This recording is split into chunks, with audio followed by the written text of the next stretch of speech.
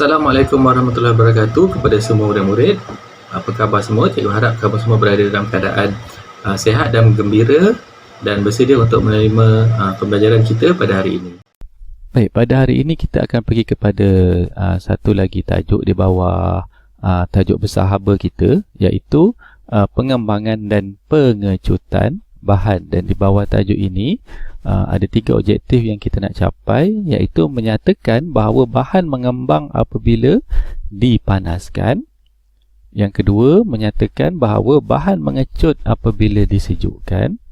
Dan yang ketiga, menyatakan sekurang-kurangnya 4 aplikasi. Aplikasi ini maksudnya penggunaan prinsip pengembangan dan pengecutan bahan dalam kehidupan seharian kita.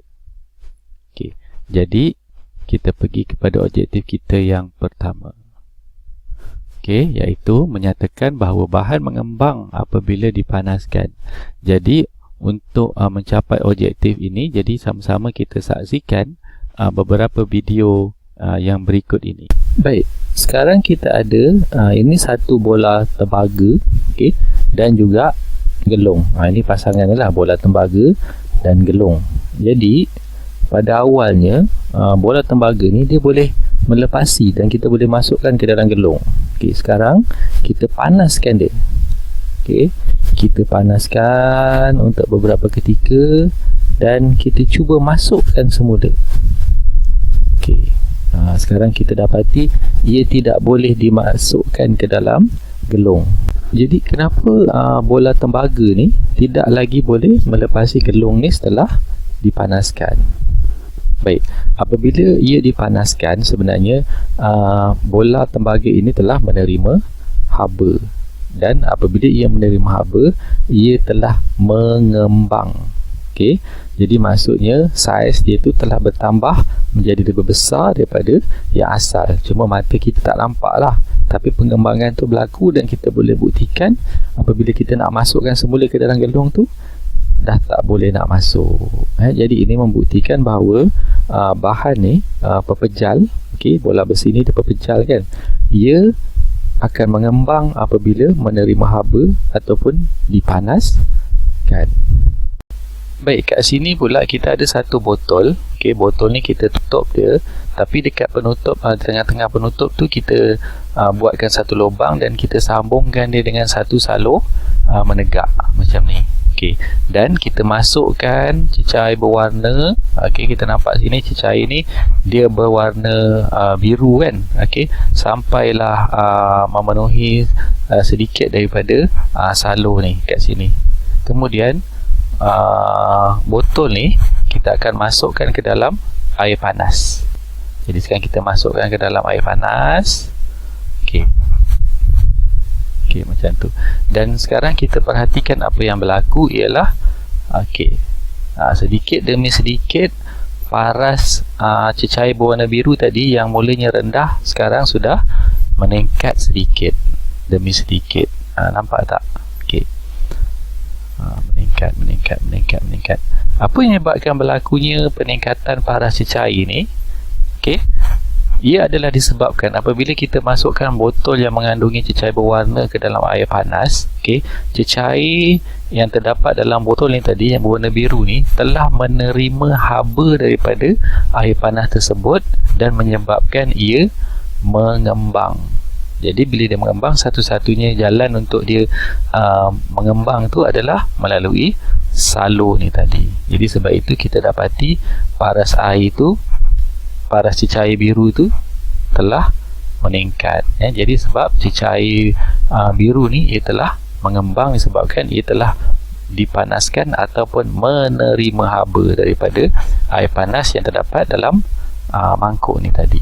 Jadi dari sini dapatlah kita buat kesimpulan bahawa cecair juga akan mengembang setelah dipanaskan ataupun menerima haba.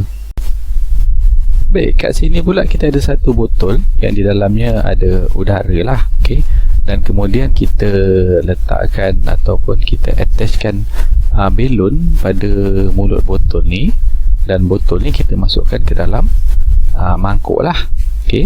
Kemudian kita tuangkan air panas ke dalam mangkuk tersebut.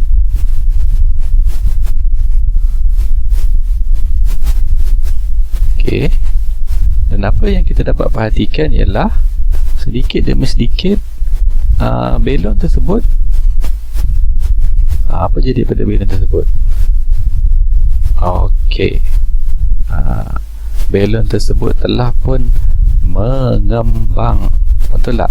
Kita nampak kat situ belon tu sedang mengembang. Okey. Kita teruskan pemerhatian kita.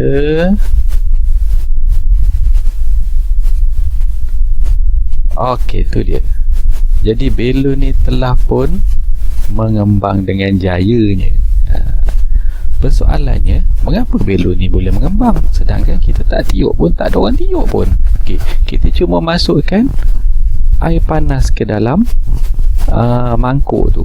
Dia tak masuk pun dalam botol tu. Dia cuma masuk dalam mangkuk tu saja, tapi belon tu pula boleh kembang. Okey. Kenapa jadi macam tu?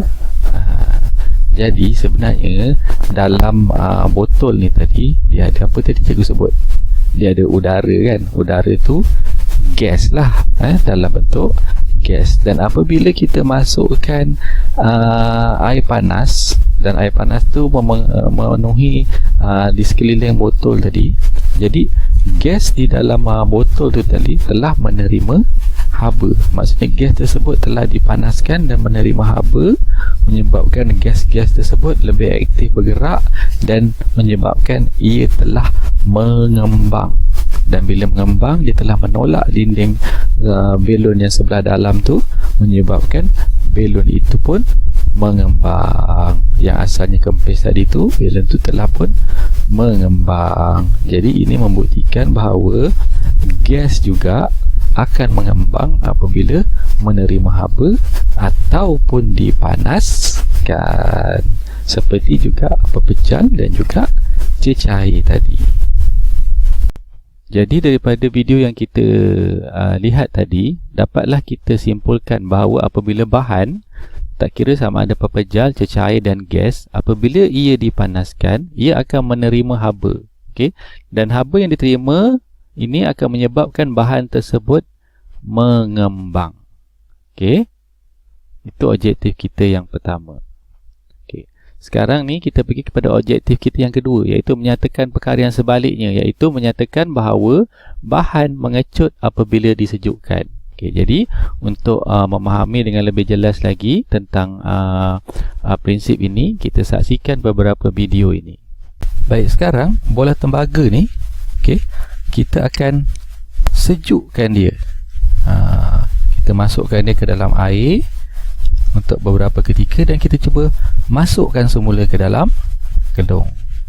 Sekarang kita dapati bola tembaga tu dah boleh pun melepasi gelung tersebut. Jadi mengapa bola besi ni setelah kita masukkan ke dalam air, iaitu kita sejukkan dia, dia boleh pula masuk kembali ke dalam gelung tu?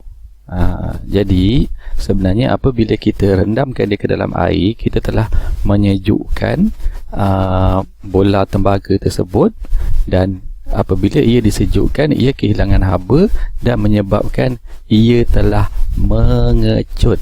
Okay, kita tak nampaklah dia kecut, tapi kita boleh buktikan apabila kita masukkan semula ke dalam gelungnya tadi, dia dah boleh masuk semula.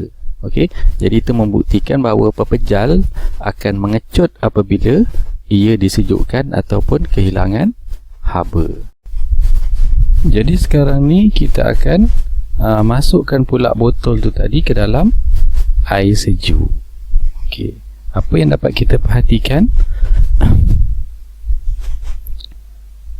Baik, kita dapat perhatikan sekarang paras cecair berwarna biru tadi yang asalnya telah meningkat tinggi tadi tu, sekarang perlahan-perlahan sedang menurun pula.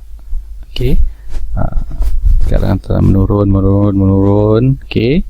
Makin lama makin rendah. Kenapa jadi macam tu? Sebab apabila cecair berwarna ni tadi yang terdapat dalam botol ni, kita masukkan pula ke dalam air sejuk, ia sedang disejukkan, dan bila ia disejukkan, ia telah kehilangan haba.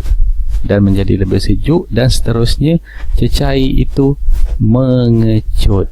Okey, bila mengecut dia macam menurunlah dia punya daripada paras yang tinggi tadi, makin lama makin rendah. Okey, mengecut. Okey, jadi kat sini membuktikan bahawa cecair juga akan mengecut apabila kehilangan haba ataupun disejukkan. Sekarang kita keluarkan botol tu daripada air panas. Kita letak sekarang dekat luar bekas. Jadi setelah kita buat macam ni, sekarang ni sebenarnya udara dalam botolnya sedang kita sejukkan dia. Kalau tadi kita panaskan, sekarang kita sejukkan dia pada suhu bilik. Dan apa yang kita dapat perhatikan ialah, okey, kita tengok pada belon ni apa jadi dia. Nampak tak? Dia dah mula goyang-goyang. Okey, sebenarnya belon ni perlahan-lahan sedang tu dia sedang apa? Dia telah pun mengempis. Okey, jadi kenapa belon ni mengempis pula lepas kita keluarkan daripada air panas tadi? Siapa yang sedut dia? Sebenarnya tak ada siapa pun yang sedut dia. Sebenarnya apabila kita keluarkan dia daripada air panas tu tadi, okey, maksudnya kita sejukkan dia pada suhu bilik, pada suhu persekitaran. Jadi udara yang ada dalam botol ni tadi telah pun kehilangan haba, ataupun kita sejukkan dia haba yang dimiliki di dalam botol tadi telah pun hilang ke persekitaran sedikit demi sedikit. Jadi ini menyebabkan udara tersebut disejukkan, dan seperti juga pepejal dan juga cecair, apabila ia disejukkan, jadi udara di dalam botol ini telah mengecut. Jadi bila mengecut, dia tak dapat lagi lah menolak belon tu, akhirnya belon tu pun kempis. Jadi itulah sebab dia. Okay? Jadi ini membuktikan bahawa gas juga apabila disejukkan, ia akan mengecut. Okay, jadi daripada video yang telah pun kita lihat tadi, kita dapat buat kesimpulan bahawa apabila bahan, iaitu sama ada pepejal, cecair dan gas, apabila ia disejukkan, ia akan kehilangan haba pula. Okay? Dan haba yang hilang ini menyebabkan bahan tersebut mengecut. Okay? Jadi maksudnya apabila bahan disejukkan, ia akan mengecut pula, berbanding yang sebelum tadi apabila bahan dipanaskan, dia akan mengembang. Jadi dengan ini kita dah capai objektif kita yang pertama dan yang kedua. Baik, sekarang kita pergi kepada objektif kita yang ketiga, iaitu menyatakan sekurang-kurangnya 4 aplikasi atau kegunaan pengembangan dan pengecutan bahan dalam kehidupan seharian.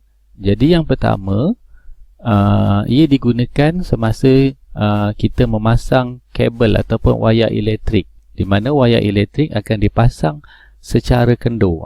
Kita nampak dalam gambar ni, okay, kabel-kabel elektrik ni nampak tak dia kendur. Jadi mengapa ia dipasang secara kendur? Kenapa tak pasang tegang aja, kan senang? Jimat pun jimat kan, wayarnya akan jadi lebih pendek, tak guna banyak wayar ataupun kabel. Jadi kenapa? Sebenarnya pada waktu siang cuaca adalah panas, okay, dan wayar menerima haba daripada cahaya matahari lah, dan kemudian wayar ini akan mengembang dan akhirnya menjadi kendur. Okay, macam mana yang kita lihat sekarang.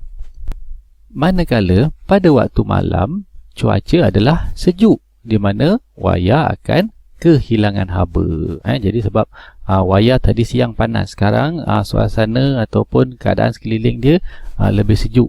Okey, jadi haba dari wayar tu akan hilang dan menyebabkan wayar itu mengecut dan menjadi tegang. Okey, macam mana yang kita lihat sekarang ni lah. Jadi jika wayar dipasang tegang pada waktu siang, okey, apabila cuaca panas dan wayar menerima haba, wayar akan mengembang, tetapi ia masih lagi tegang. Jadi kalau dia kendur pun dia kendur sikit aja. Okey. Manakala pada waktu malam, apabila cuaca sejuk, wayar kehilangan haba dan mengecut, dan dia akan menjadi lebih tegang daripada waktu siang tadi. Okey. Dan akhirnya ketegangan wayar ini tidak dapat ditampung lagi dan menyebabkan ianya putus. Jadi itulah sebabnya kenapa wayar dipasang kendur pada waktu siang, supaya apabila pada waktu malam ia kehilangan haba dan mengecut, dia mempunyai ruang lagi untuk menegang dan mengelakkannya daripada putus. Baik, kemudian yang kedua, prinsip pengembangan dan pengecutan bahan ni kita aplikasikan pada ruang di jambatan. Kalau kita lalu pada jambatan yang besar, jambatan konkrit yang besar, kita akan dapati akan ada ruang wujud di antara sambungan jambatan tu, macam mana yang kita nampak dalam gambar ni, yang ni. Jadi kenapa perlu ada ruang antara sambungan jambatan ni? Okey. Jadi pada waktu siang, okey, apabila cuaca panas, konkrit ni tadi dia akan menerima haba dan menyebabkan ia mengembang. Dan apabila mengembang, bahagian konkrit tu, kepingan konkrit yang besar tu, dia akan jadi lebih panjang. Mata kita tak nampak lah, tapi dia memang akan memanjang dan mengembang. Okey, jadi ini menyediakan ruang kepada jambatan tersebut untuk mengembang. Dan apa akibatnya jika tiada ruang wujud antara jambatan tersebut? Maksudnya masa orang buat jambatan tu, dia tak buat ruang tu, dia terus sambung rapat-rapat. Okey, jadi pada waktu siang, okey, apabila cuaca panas, konkrit tersebut menerima haba dan mengembang serta menjadi panjang. Okey, ia tiada ruang untuk mengembang lagi, dan akhirnya okey, dia akan menghimpit antara satu sama lain dan menyebabkan konkrit tersebut retak dan pecah. Okey, jadi itulah sebabnya kenapa perlunya ada sedikit ruang di antara sambungan-sambungan jambatan tu tadi. Baik, kita lihat pada aplikasi yang ketiga, iaitu apabila kita lihat pada landasan kereta api, okey, yang di mana menggunakan beberapa kepingan landasan yang disambungkan supaya menjadi lebih panjang. Okey, jadi pada bahagian sambungan tu kita akan dapati akan ada sedikit ruang macam ni, yang kita lihat ni. Jadi apa kegunaan ruang yang perlu diwujudkan antara cantuman kepingan landasan ni? Jadi sebenarnya pada waktu siang, okey, cuaca panas dan landasan ni tadi ni, okey, yang kepingan-kepingan yang ini ni, okey, di sebelah sana pun ada, ia akan menerima haba dan menyebabkan ia mengembang, dan apabila mengembang ia akan menjadi panjang. Kalau kita lihat yang sini contohnya, yang bawah ni, yang kiri mengembang, yang kanan tu pun akan mengembang juga. Dan apabila dia mengembang, okey, dia akan menjadi rapat antara satu sama lain, dan dengan ruang yang ada tu dapat mengelakkan daripada landasan-landasan ni menolak antara satu sama lain. Maksudnya dia ada mempunyai ruang yang cukup untuk ia mengembang. Dan apa akan berlaku jika tiada ruang antara landasan? Okey, jadi seperti mana yang kita tahu, pada waktu siang apabila cuaca panas, landasan ini akan menerima haba dan menyebabkan ia mengembang dan menjadi panjang. Okey, jadi sekiranya tiada ruang yang wujud antara sambungan landasan tersebut, okey, tiada ruang untuk landasan itu memanjang dan akhirnya akan menolak ataupun menghempit antara satu sama lain. Akhirnya landasan ini akan membengkok. Okey, dan apabila membengkok, ia sangat bahayalah, sebab apabila kereta api lalu pada landasan tersebut, ia akan terkeluar daripada dia punya track ataupun landasan ni dan tergelincir. Jadi ruang-ruang yang wujud antara landasan tu bukanlah untuk mengelakkannya daripada ia mengembang. Kita tak boleh elakkan daripada mengembang. Macam tu juga dengan kabel tadi, kita tak boleh elakkan daripada mengecut, sebab bila malam memang sejuk, dia akan mengecut. Jadi landasan ni kalau siang hari panas, dia memang mengembang. Kita tak boleh elak itu. Cuma kita boleh elak ia daripada membengkok apabila ia mengembang. Baik, prinsip pengembangan dan pengecutan bahan ni juga digunakan dalam pembuatan termometer. Okey, jadi yang sebelum ni kita dah terangkan tentang termometer, di mana termometer yang kita gunakan dia ada menggunakan sama ada cecair alkohol ataupun cecair daripada merkuri. Okey. Jadi yang kita nak tengok ni yang menggunakan merkuri lah. Yang alkohol pun samalah juga prinsip dia.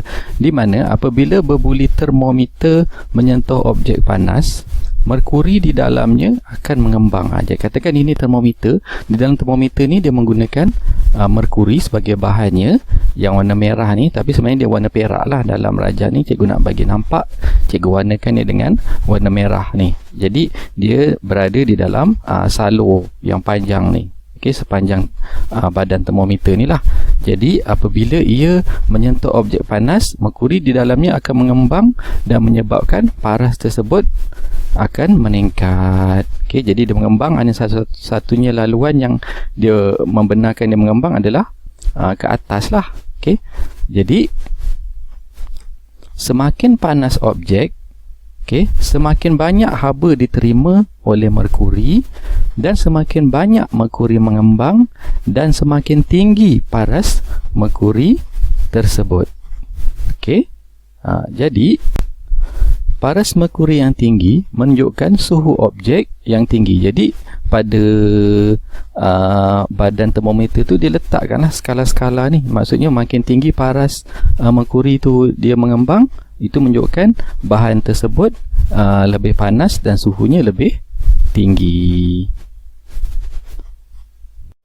Jadi perkara yang sebaliknya berlaku apabila termometer direndamkan ataupun menyentuh objek yang lebih sejuk. Macam dalam rajah ni, apabila berbuli termometer menyentuh objek yang sejuk, contohnya macam ais ni, merkuri di dalamnya akan mengecut. Jadi merkuri yang terdapat dalam salur ni dia akan mengecut. Jadi dia akan menyebabkan paras merkuri di dalam salur menurun. Jadi bila dah mengecut dia turun lah. Okey. Jadi semakin sejuk objek, semakin banyak haba yang hilang dari objek tersebut ataupun dalam banyak haba yang hilang pada merkuri tersebut, semakin banyak merkuri akan mengecut dan semakin rendah paras merkuri. Okey. Dan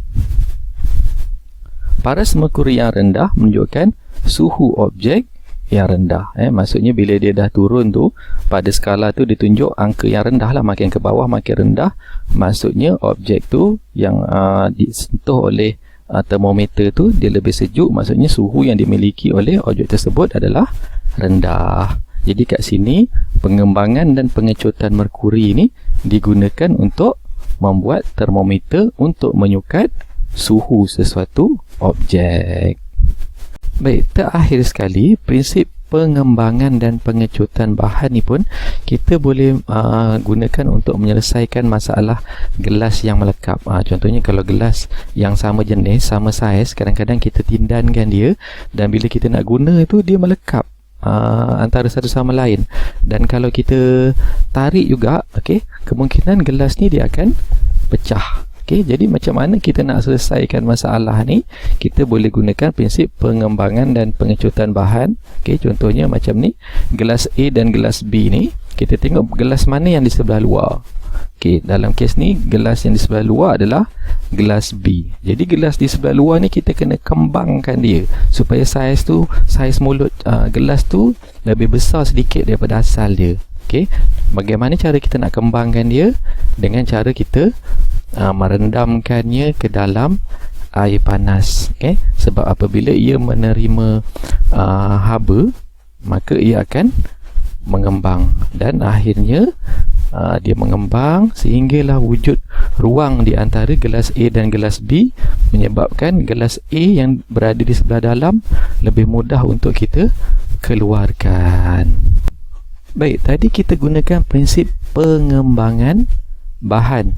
Sekarang ni kita juga boleh gunakan prinsip pengecutan bahan untuk menyelesaikan masalah yang sama. Okey, katakanlah tadi tu kita tak ada air panas, okey, tapi kita ada ais. Jadi kita boleh gunakan ais ini untuk kita selesaikan masalah kita ni dengan cara macam mana?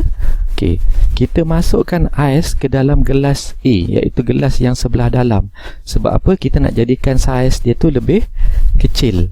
Okey, bila saiz dia jadi lebih kecil, akan adalah ruang antara gelas A dan gelas B tu, membolehkan gelas B tu kita tarik keluar. Okey, jadi apabila gelas A tu kehilangan haba, ia akan mengecut dan saiz menjadi lebih kecil, sehingga kan akan ada ruang antara gelas A dan gelas B, membolehkan gelas B tu diasingkan daripada gelas A.